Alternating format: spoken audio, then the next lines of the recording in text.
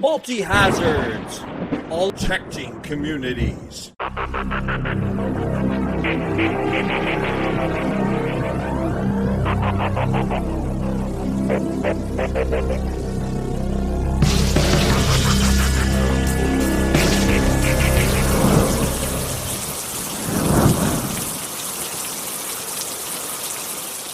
Hello again. It's great to see you here for another Multi-Hazards podcast. Vin Nelson, here again. And I will be either thrilling or boring you for the next hour. But my guests, they never bore you. They'll be stretching your thinking and giving you a whole new look on the world. And a quick note, for me, today's topic is part of my mind's holistic emergency management, or as the United Nations calls it, disaster risk reduction. It's also part of climate change adaptation and dealing with hazards, risks, and vulnerabilities. Now remember, the theme of this podcast is protecting communities. So, you can't just prepare for the once-in-10-year event. You need to deal with the broken society that's in front of you today, because floods, wildfires, etc. will always make bad things happening in our communities today even worse tomorrow. And that's why in this episode, we're discussing food security and food waste. So I start out this Multi-Hazards podcast and every single one of them by stating a territorial acknowledgement. And why do I do this? It's because we all should have a sincere, not fake, respect in action, not just words, for Indigenous peoples in and around us. For me, I'm living on stolen First Nations land. I didn't physically go out and capture it, but I and my ancestors came here and benefit from it now. So this is a reality that we all must acknowledge. Thus, I'll use the text from the neighboring Kwantlen Polytechnic University, or KPU. Here we go. We work, study, and live in a region south of the Stalo, aka Fraser River, which overlaps with the unceded traditional and ancestral lands of the Kwantlen, Musqueam, Katsi, Semiahmoo, Tsawwassen, Kikite, and Quiquetlam peoples. Now, there are a lot of other First Nations around, but these are the ones that are in the closest proximity to where I am, here on the west coast of Canada. So my guest today is Maddie Hague. She's a program manager at Vancouver's Food Stash, a registered Canadian charity aiming to rescue surplus food directly from suppliers and redirecting it to households in our community that experience food insecurity while reducing the environmental impact of food waste. In 2011, Maddie moved from Eastern Canada, Ontario that is, to the city of Vancouver. Her motivation was to study sustainable community development. And then, over time, Maddie gained experience with several nonprofits which taught her that in order to make progress towards a healthier environment, we need to put social justice first. This led Maddie to pursue a master's in resource and environmental management with a focus on respecting Indigenous rights and title. Maddie is deeply inspired by the work of Food Stash and is excited to meet you and everyone in the food security community. Thus, without further ado, let's listen to the interview.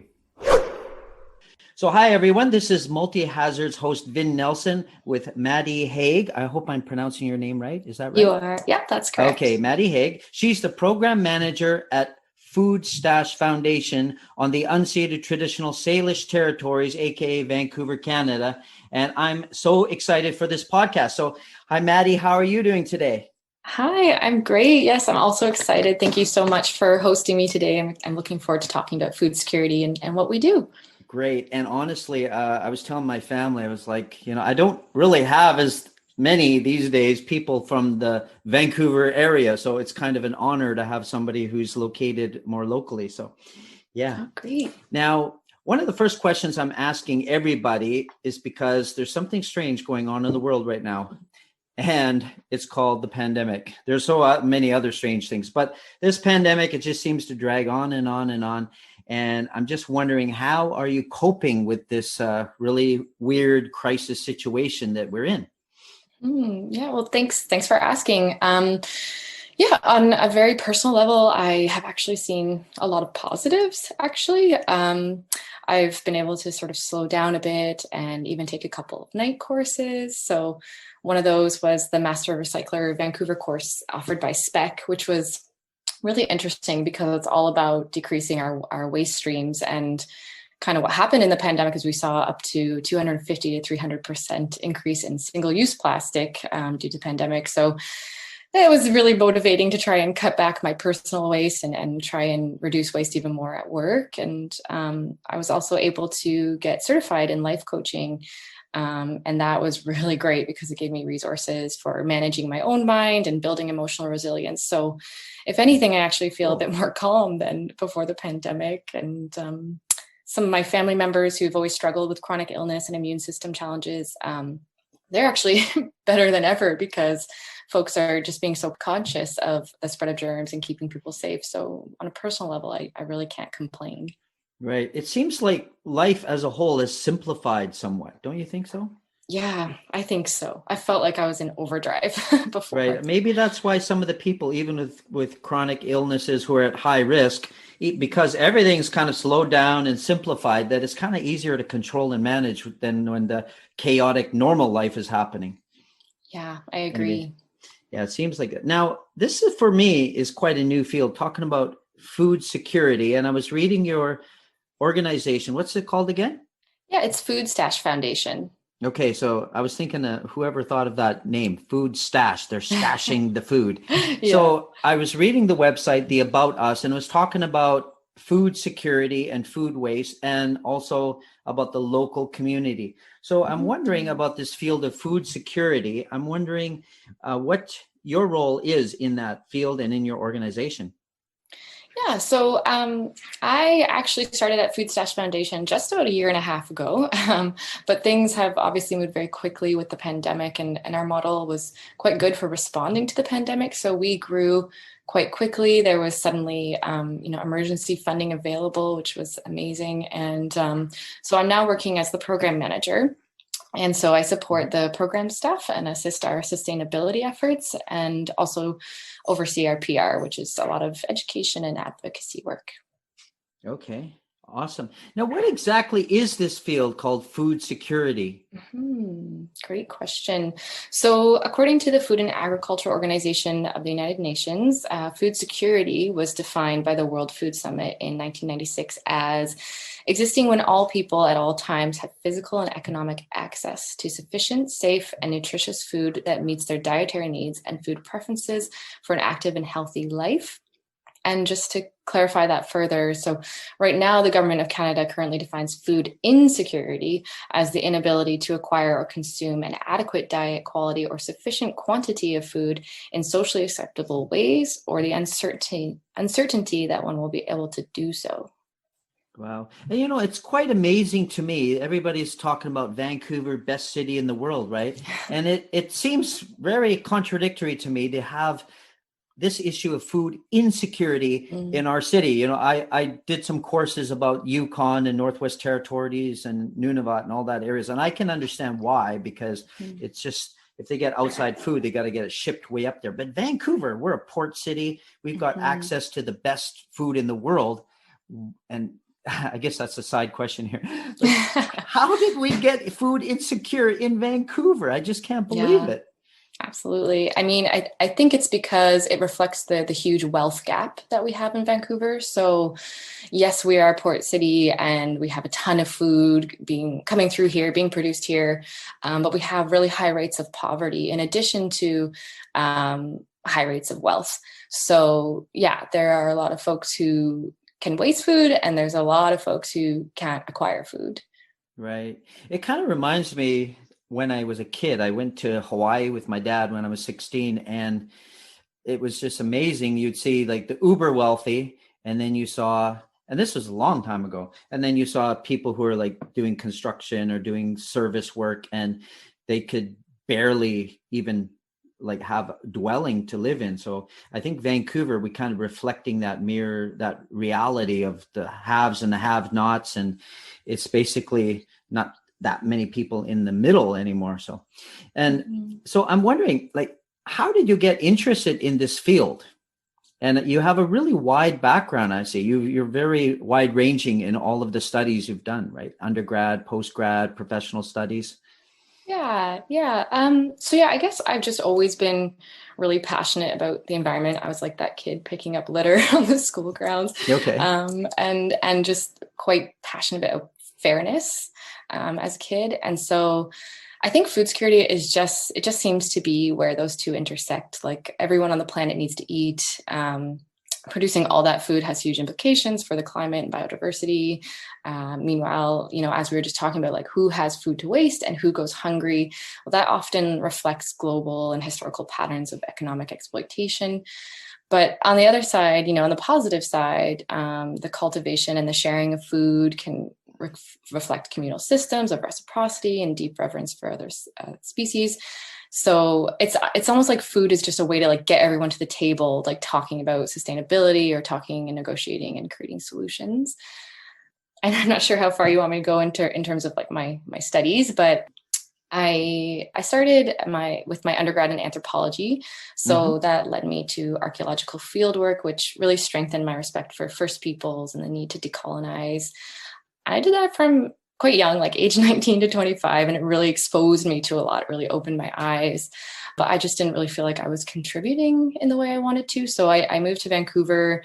I kind of did the cliched thing. Like I became a yoga instructor and I paid the bills by doing landscaping. I did the landscaping apprenticeship because I loved plants and horticulture, but I also studied sustainable community development. So I just started to see how unsustainable conventional landscaping is, just like conventional farming. Like I spent every day just fighting nature, like stripping the land of its diversity, replacing it with exotic species that required huge inputs of fertilizer and water and even heaters, like growing palm trees in Vancouver. Some folks are heating the palm trees. So, wow. So I created the Sustainable Landscape Initiative website, which I believe is how you first found me.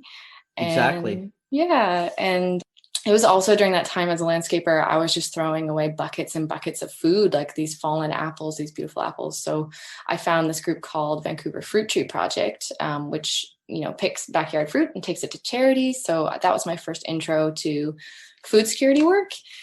And eventually I just decided it was time to go back to school. I felt pretty distraught about global politics, the trampling of Indigenous rights, the government's decision to double oil sands production while declaring a climate emergency. It was a lot. So it was time to go back to school for resource and environmental management. And now I'm at Food Stash. And when did you finish all these recent studies?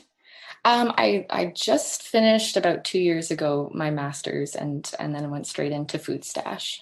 Okay. All right. Well, just in time, I think. I was talking to some Americans and this last couple of weeks in podcasts, and it's like, and Canada too. I told them we're like the little mirror of the US. Whatever happens there happens here. It's just, I think a lot of us who are kind of progressive people, we've been in trauma, right? To get all that education is kind of like an anti-trauma effort, don't you think? It's kind of like it helps you to personally grow and helps you to kind of think, to take action. So I think that's really cool. And just for listeners to know, I had this really bummer month of November last year, worst month to pick to do landscaping. But I was like stuck at home for so many months and looking for jobs in emergency management, not getting anything. So I said, okay, I bolted out the door and got the first job I could find, which was landscaping. And I couldn't believe, if you talk about unsustainable fields right now, it's just on a personal level, listening to all the noise of the leaf blowers. And I even wrote a little essay on leaf blowers. I'm kind of the anti-leaf blower fellow, even electric ones. That's just, oh my God, they're like mini missile launchers there. So that's really cool. This field is very rich. Now, going back to your foundation there, it's called Food Stash Foundation, right?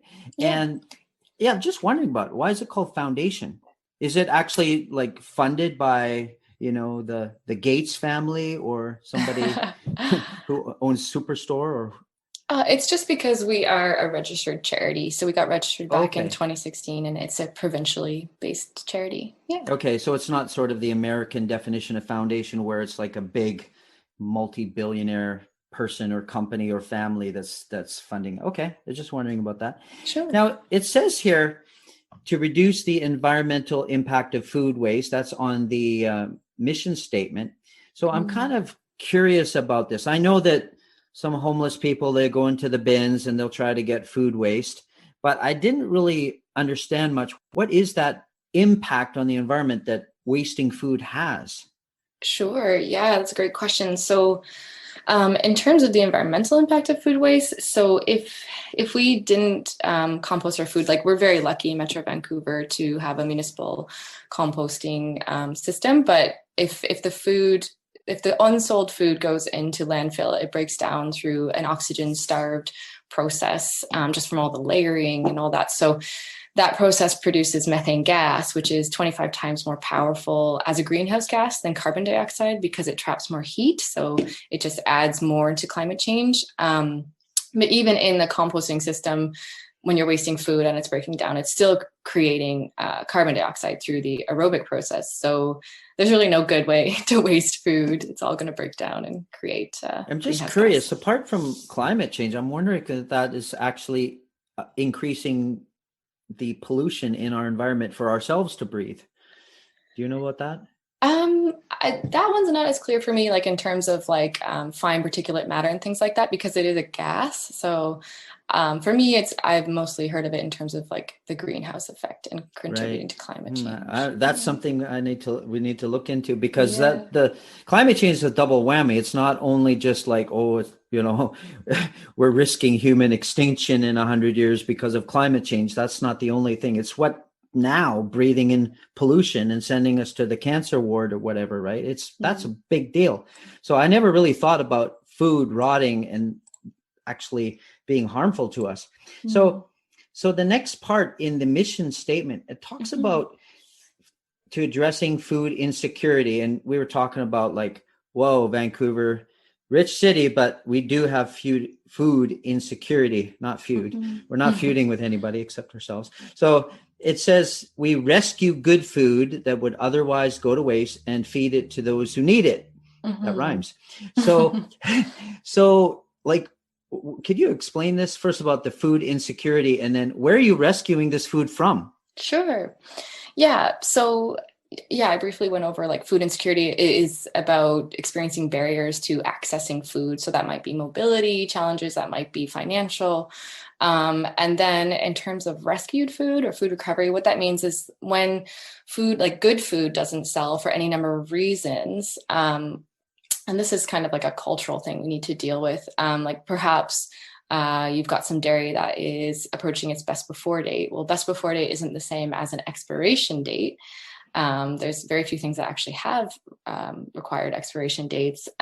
Or perhaps there's apples and they're just seen as too big, or the onions have dirt on them, or an order was canceled. So there's a lot of food waste for reasons that aren't really good reasons. And so we pick up that food, and just to give you a sense of how much waste, we pick up around 70,000 pounds a month. And we partner with large scale supermarkets, wholesalers, and farms. Because even at the farm level, you'll have food waste when farmers are experimenting and researching around seed production. You'll have a lot of food waste there, just trying to, grow the perfect vegetable and culling all the twisty carrots and things like that. So whereas other groups like Vancouver Food Runners, they'll filled the niche of picking up food from like bakeries and cafes and restaurants, sort of like the smaller scale, where they can dispatch volunteers individually. Okay. So going back to your food insecurity there, I'm just curious. So you say Vancouver, it has people who can't basically afford good food, right? It might be because they're out of a job, or they're maybe sick at home and they can't work, or for whatever reason, they're unemployed. And then you talked about mobility. Like, what is that? People who have mobility issues can't get good food? Right. So, I mean, yeah, if you're a person who needs to use a walker, you don't have a car, going to the grocery store and picking up 30 pounds of groceries could be extremely challenging. And so what our program does, and sorry, I didn't clarify this before. So like in addition to picking up and rescuing that food, keeping it from going to waste, we then have 3 different programs. So the biggest program in terms of like the amount of food we take is our recovery program. So that is about 86% of that 70,000 pounds a month that we pick up. That goes straight to other charities. So we'll deliver it to other groups that have food security programs, like cooking food for folks in the downtown east side or creating food hampers for families. So they get a lot of that food. And then we have 2 in-house programs, which are weekly grocery delivery programs. So the first one is our original rescued food box program. And so that's where our awesome volunteers help us, and they deliver a weekly food box of about 30 pounds of groceries to our members. And our members are folks who have identified as experiencing food insecurity or barriers to food access. And then we have our newest pedal to plate program, which is our attempt to tackle that pollution that we were just talking about. So that's weekly groceries that are delivered to folks experiencing food insecurity by means of electronic bike and trike. So they can actually carry an immense amount of food. And we're really excited about that program. That's what we want to see, more change. We want to see that really growing and developing. Wow. Okay. It sounds like you're really innovating as you go. That's cool. That's really cool. Now, your organization, I saw here, it says on the website that the aim is that local people will have access to nutritious food that supports their health and well-being, and then without compromising the environment. So I remember reading stuff about this field where they talked about food deserts. And then I was researching, like, why is there this sort of obesity epidemic with people who are poor? You know, you'd think that if you want to be obese, well, nobody wants to be, but if you get obese, it's because you just eat too much, right? But that's not the case, right? It's because you're eating stuff that is not nutritious, that might lead to diabetes or other health problems, right? So I'm just wondering about that. Like, you're talking about nutritious food. I saw on the website too, it seems like it's a lot of focus is on fruit and vegetables. Isn't that true? Yeah, exactly. So the food that we send in our weekly deliveries, it is nutritious. It's not processed. So it is just dairy, eggs, protein, and produce. And then for the folks who are vegan and vegetarian, we give those alternatives when we have them available. I suppose that's the thing about food rescue. You never have an exact guarantee of what you're going to get from the grocery stores and the farms. But we pay really close attention to people's religious and health-related dietary restrictions, and we try to just honor that. And then we hope that by providing that certainty, that brings like emotional support and helps people's well-being. And yeah, as you say, you know, there's the ripple effect as well, because, you know, if you do live in a food desert where all you have is a 7-Eleven, in terms of like affordable food or a McDonald's, it's really hard to acquire healthy food, especially affordable healthy food. So that's one of the ripple effects that we're hoping to have, is that by providing healthy food, that it decreases the necessity to go to the fast food, which is often right. The most And affordable. Dollar stores, I noticed there's these huge sections of food, and it's kind of dubious quality, right? Yeah, exactly. So Wow. yeah. And then I remember, I don't know about the food banks now, but I Mm-hmm. remember a few years ago doing a tour of a food bank. And I said to myself, well, you know, some of these people are waiting in line for a long time, but the food at the end of the line is, you know, not the best food, right? That Right. they're donating. So this is kind of a different system where you're really focused on stuff that's nutritious. Right? Because it's perishable food as opposed to like canned goods and things like that. Right. And the other benefit too, I don't think food banks deliver, do they? Unless people have a physical disability. Yeah, I mean, not to my knowledge. There's just so many groups out there, and they're doing amazing things. But I do think that the delivery service makes us unique. It of course comes with the emissions, but that's what we're trying to tackle. But do you have a pickup point for people? Yeah, we've debated offering that. We've gone through so many changes. So Yeah, we're really trying to figure out, we just got a brand new space. So we're trying to figure out, like, are we going to in the future have more of like an open kind of pay what you can market, or, something like that. So we're really exploring this, like, yeah, how can things be really direct? Do we really need so many vehicles involved? And it's exciting to think about the possibilities. Right, right. I actually saw the other day what do they call those? Farmers market. Mm, And I was surprised because I thought, wow, we're in the middle of COVID mm, and I didn't know. I guess after a year plus, many different groups, they figured out how to do things, even with all the social distancing protocols, et cetera, right? We've finally kind of mm. said, we're going to open and we have robust protocols so you don't have to worry. So that's really Yeah. cool. Yeah. Now, I'm just wondering about the whole food system overall, Hmm. right? When you're relating it to equity and how this Mm. system can be more equitable. And so we're already talking about often it's low income people who end up obese, right? And then if you go into a high end supermarket, have you noticed that it has a lot healthier food and everybody's wearing Lululemon yoga pants and they look like they're marathon runners. Like there's such a difference, right?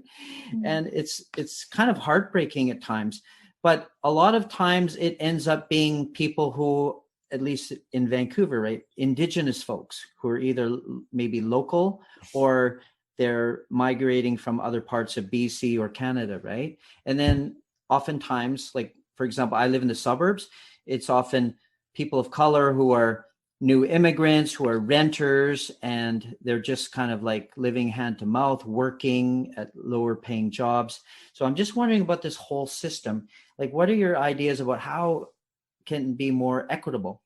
Yeah, well, that's a really important question, and we all need to be spending time thinking about it because, yeah, well, perhaps before we even dive into the answer of what we need to do, we can just take a moment to acknowledge the way in which, yeah, food systems are not currently equitable for Black, Indigenous, and people of color communities, because while people probably inherently tie, poverty to food insecurity, they might not be aware of the connections between race, poverty, and food insecurity.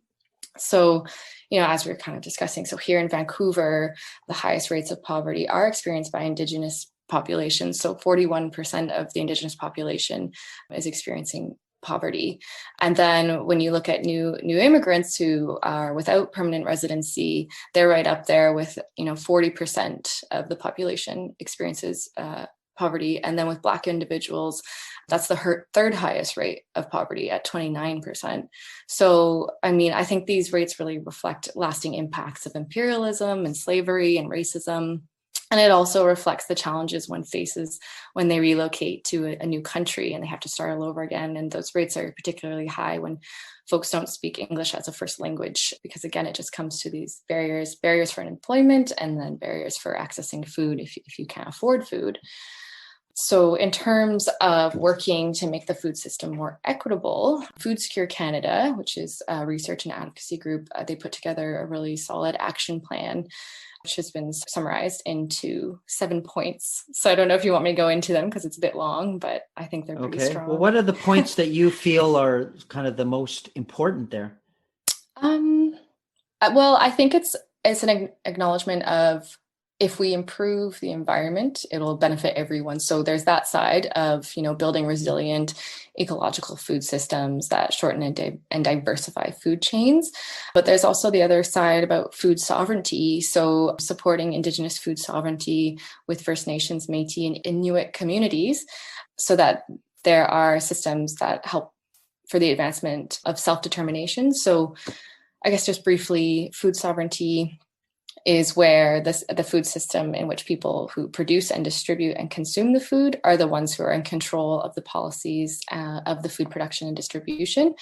But currently, our regime is that it's corporations and the markets that control the global food system.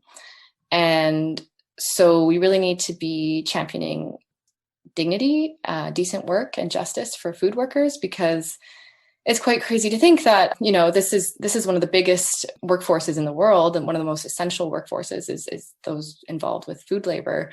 But 40% of those doing food labor work suffer precarious employment, work in poor working conditions, and live in poverty.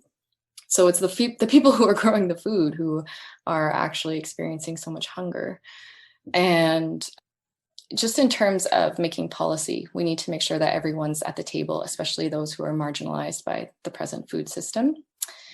And I suppose one last piece that I will add to this is put forth by the South Central Farm in Los Angeles. So they seek land for urban agriculture in LA, and they also fight to restore the South Central Farm, which was actually the largest urban farm in the US. And it was located right in the heart of industrial LA. And it used to feed 350 families, but it was bulldozed to make way for a clothing factory. So they're still fighting that battle. I think it's been a 12-year battle. But what they put forth is that land access is food justice. So we could even be thinking about the provision of land for the production of food as like a form of reparations for longstanding racial injustice. And we could think of it as a turning point for putting people before profit. That would be so cool, because actually, I'm sure if you just went around your neighborhood and nearby, you'd find, like I live in the suburbs here, you find that there's a lot of land that just kind of, some of it's like got forest groves, but there's a lot of land just kind of sitting there. Yeah. And then where I live, it's like waiting for development. They're waiting for the city to give the green light. But we have a lack of those community food gardens, for example. And it's like nearly impossible to get one because there's waiting lists. I don't know if Vancouver's the same. And also we could say another issue is education. You mentioned there are a lot of people who don't have great English. Like they might have beginner English. I know I teach it, right? But it's not really good enough to go read food labels or really to get deep into it. It's just for basic conversation. So I think language barrier is a big thing too. Yeah. So our food system, it is a big problem. And as you said, corporations, oh my gosh, right? Like, can you think of, there not that many mom and pop, they call it, like food places here anymore as there used to be, right? Right. Yeah. And with the pandemic, a lot of the smaller businesses really struggled. So yes. Yeah. They don't have the scale they can rely. And you said you were in Toronto, right? I used to be in London, Ontario, actually. Okay. London, Ontario. So where you came from, was it kind of similar where most of your food system was run by like, I don't know, Loblaws or these big corporations that maybe they have Sobeys out there? Yeah, it was just the one Loblaws. Really? Yeah, okay. I don't think we had farmers markets or anything back then. Maybe they have them now, but yeah. Yeah, and in fact, for example, where I live, we had some big farm markets that end up shutting down. So things are always evolving, but we hope that they will evolve for the better, right? So, yeah, now I noticed you wrote this article. I'll pull it up here. It's called Diversity-Driven Collaboration and Reciprocity. So I'm just wondering, let's see, where is it? Oh, that was for Earth Day, for this website called Vancouver Fruit Tree. So I'm wondering if you could tell us about that. That was actually a month to today. Yeah. So that was for Earth Day. And it was just a piece I wrote to kind of pull together some big lessons from the past few years, different sources of education. And so, yeah, when I'm talking about diversity-driven collaboration, it's in relation to both biodiversity and human diversity and the lessons we can apply from ecology to human systems. Because what ecology is it's the study of relationships between living things. And we've learned that biodiversity is essential for our survival. So essentially, I try to make the point that the two, biodiversity and human diversity, are so essential because if you think about an aquatic ecosystem, for example, that's collapsed, like all the predator fish have been eliminated through overfishing or as bycatch, and the coral habitat and the phytoplankton have died from warming seas, and all you're left with is jellyfish. In this new sort of single species ecosystem, you've lost your food source because you can't eat the jellyfish, and you've lost the oxygen produced by the phytoplankton, and you've even lost your ability to swim safely in those waters. So when we kind of create these non-diverse single species ecosystems through overexploitation, or in agriculture, when we just use monocultures and we just produce one thing, we lose a great deal of ecosystem services. So like food and clean air, etc. And obviously those are necessary for our survival, and we can't replace them all with technology. So just drawing a line to human systems, if we were all subjugated to the exact same religion and culture and values, we would lose immense diversity in knowledge and skills and ways of knowing. Because human diversity provides resilience in the face of crises. You know, we can bring all these different perspectives to solve a problem. And you can even take, for example, the fact that more often than we might expect, it's often the problems that stump people in one field are solved by people in another field, because they're just not confined to the same critiques or the overthinking, and they can think outside the box. So that was kind of my argument there. And, wow. Yeah. I want to develop a whole series of podcasts on that. Talk about institutionalism, about just a lot of the things that you said there. Mm-hmm. Yeah, it's so awesome. Now you said something, of that whole webpage there, the thing that really jumped out from the screen at me is colonial model of hoarding and fear. So, and I've done lots of reading of history on empire, too much maybe, and you get sick of it. It's like, but people don't even realize that it's the colonial model of this and the colonial model of that is the root of our present day problems. But what exactly is this whole thing about the colonial model of hoarding in fear? Yeah. So for me, and this is just sort of me piecing things together that I've learned in coaching and what I've seen even in the environmental movement, is just that this sort of scarcity model of the world. Yeah, like I said, you see like this scarcity model. So it's this fear that there's not enough to go around, and that we need to hoard, and we just need to keep gathering and hoarding. And, you know, it's kind of the basis for a lot of conflict and exploitation and xenophobia. It's problematic, to say the least. And for me, the colonial model really looks like you basically exploit everything that you have to no end, and then once you run out, you just go to the next frontier and you exploit, and you just keep moving forward and taking and then hoarding in one place. And it's typically like more than we could ever need ever. And so what we could have on the flip side is a reciprocity model, where the more you give back to other people and the more you give back to the environment, so trying to regenerate your ecosystems rather than just breaking them and moving on, the more you get back. So it's just that with diversity, we realize that, you know, a scarcity model is more colonial, and a reciprocity model is what you'll get in other parts of the world. So yeah, this was just my sort of comparison. And it might sound a little bit idealistic, this idea of like, oh, you know, everything can be okay with reciprocity. But I think we just need to realize like how much we waste. So in Canada, we throw away 58% of the food that we produce here. So more than half the food is just going straight into the trash or the compost.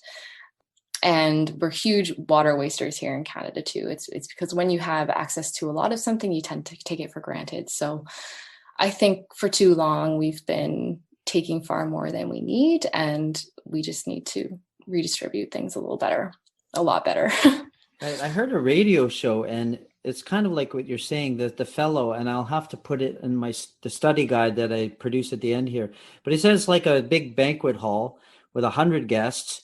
And then you've got 5 guests who basically, you see the tables being brought in by the waiters, the waitresses, and it's all the tables are being kind of rolled in, but they all go to those 5 people. And so they eat this grand old banquet. Well, you've got the 95 people, like, they might get a few table scraps, but it's like this whole colonial thing where it's just, it's hoarding. And you listened to my last podcast, right? I think from Dr. Robert C. Smith. Yeah. And I didn't really get that this whole thing came. We could probably blame it on a few white men from 500 years ago, but John Locke was one of them. Yes. It's this whole idea of like, this is my property and I'm going to defend it. I'm going to buy a gun to defend it. And it was all about property rights and Yeah. possession. And that leads to people who have the means to get more and more and more, regardless of the community around them. And it's just this whole kind of philosophy. What was that movie called? Greed is Good, in that movie, Wall Street. Remember that? It's kind of that whole idea that if you can get away with it, you'll get away with it. And then you've got all these people who get shoved into the category of vulnerable, whether they like to be labeled that or not. Yeah, I really love this essay. I think that it could become a book or a documentary. It's just to know it is really powerful. So, wow. Now, I notice you have a lot of interest in the environment. And I'm wondering if there's any kind of side things you're also doing, or maybe some areas you'd like to pursue in the future.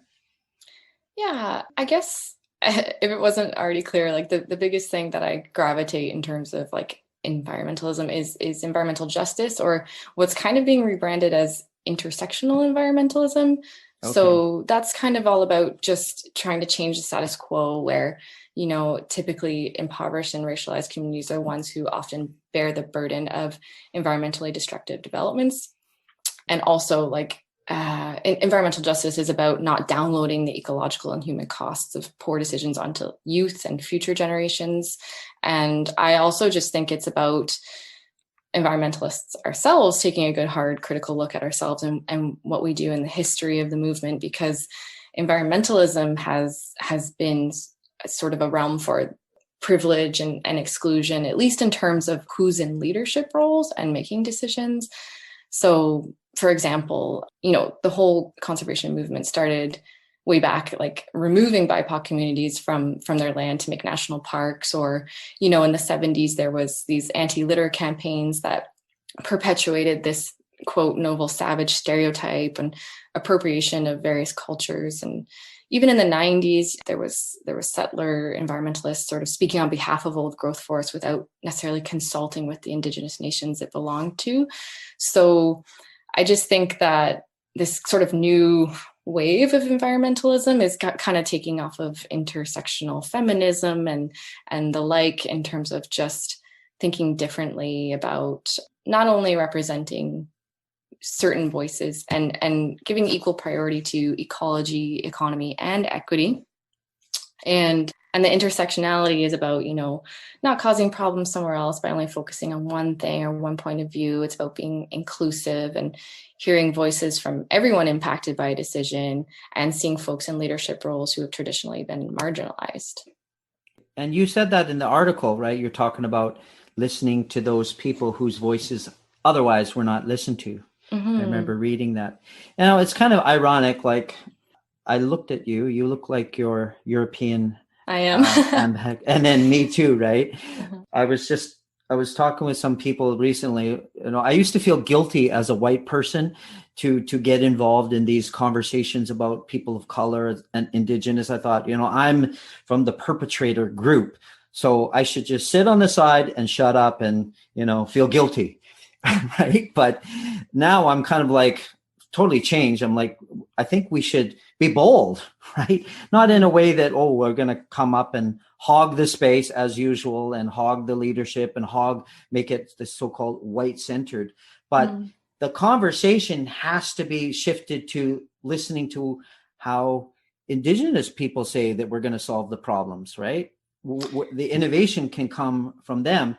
And we're like working alongside. Instead of being in the spotlight, we're on the side more and more. And it's kind of like being part of this whole rainbow colored, diverse group instead of us being it. And then you see, oh, there's one person of African origin. Oh, there's one First Nations person over there. You know, like, have you ever seen movies like that where you got one of this and one of that, but everybody's white? So the environmental movement is changing too, right? It's just totally flipping over in recent years. Yeah, I think so. Yeah. And it is. It's about that active listening and that offering of support and not having to take center stage. And yeah, I agree. So, I mean, do you feel kind of relieved about that? Yeah. And I think like one of my biggest lessons with going through my master's and it's just realizing like it's okay to be wrong. We have to be really comfortable with being wrong, and we have to be comfortable with making mistakes, because, I think it's natural for humans when we hear about like cultural critiques or acknowledging just heinous crimes from the past. It's almost natural to kind of like over personalize that and then go into defense mode. But the reality is like there's a positive intention. It's for the betterment of humanity. We just need to be okay with the fact that we can be wrong, we can make mistakes, but we just have to keep showing up and just trying to do better. So I think everyone needs to give themselves a little bit of self-compassion. And I think if we were being more self-compassionate, we would be less in defense mode, less in conflict mode, and more ready to listen. Right. And that was part of your article about just trying to get people from, these two sides, let's debate it, sort of the cable TV model that's been around for the last few decades, right? The TV news where it's getting to two sides, but more like, how can we talk about common interests, right? Yeah. Now, I'm wondering what kind of, say, dreams for the future do you have? Yeah, well, that's always a fun question. I guess, yeah, I think we need to see some good investment in, I think, mental health and well-being, because I'm just seeing so much conflict and polarization that, again, it just comes back to this compassion for ourselves, compassion for others, not always having to be right, and just kind of healing from within so that we can, I guess, contribute more to one another, rather than, getting into defense mode, getting into debate mode. I really think that we need to be able to manage our minds, able to manage our mental health, so that, on one side, you're not just like totally incapacitated by shame, being too broken to contribute, or on the other side, being really defensive and trying to avoid, lessons around social justice. I think, because it's the fight or flight mode. You either kind of want to avoid and not talk about the uncomfortable stuff, or you want to get right in there. So I think we all just need to be, practicing that self-compassion and taking care of ourselves so that we can take care of one another. Okay. Wow. That sounds really cool. Do you meditate? Just curious. I want to learn how to meditate. For some reason, too. I haven't yet. I think I tried it, and it was like, and I quit coffee in January. So sometimes trying to keep fully awake while you meditate, right? Anyways, I think, mental health, that is unbelievably important. But if you don't have good food in your stomach, that affects your mental health. So it's all kind of this big holistic puzzle, so to speak. So it all kind of goes together. So, wow. Any last words for the audience? Food security, food waste, everything you're doing? Well, I mean, I've got 2 books that I would like to recommend, I suppose. Awesome. Yeah. So just because we were talking about historical food systems here on Turtle Island, aka the Americas. So there's a book called 1491, New Revelations of the Americas Before Columbus. And there's another book called Spirits of Our Whaling Ancestors, Revitalizing Makah and Nuchalnu Traditions. And I just feel like those 2 books are so great for kind of like challenging our assumptions and challenging what has always kind of been in the old school, high school textbooks in terms of past and still thriving culture. Okay, that's cool. I've actually read the first one, and it was a big game changer for me. And I think there was another one written, a follow-up, 1491, and there's one 1492 talking about after Columbus. There was a before and after. But what was the second one you were saying there? Spirit of Our Ancestors? Yeah. So this is by a Nuchalnu author, and she's looking at, it's called, Spirits of Our Whaling Ancestors, Revitalizing Makah and Nuchalnu's Traditions.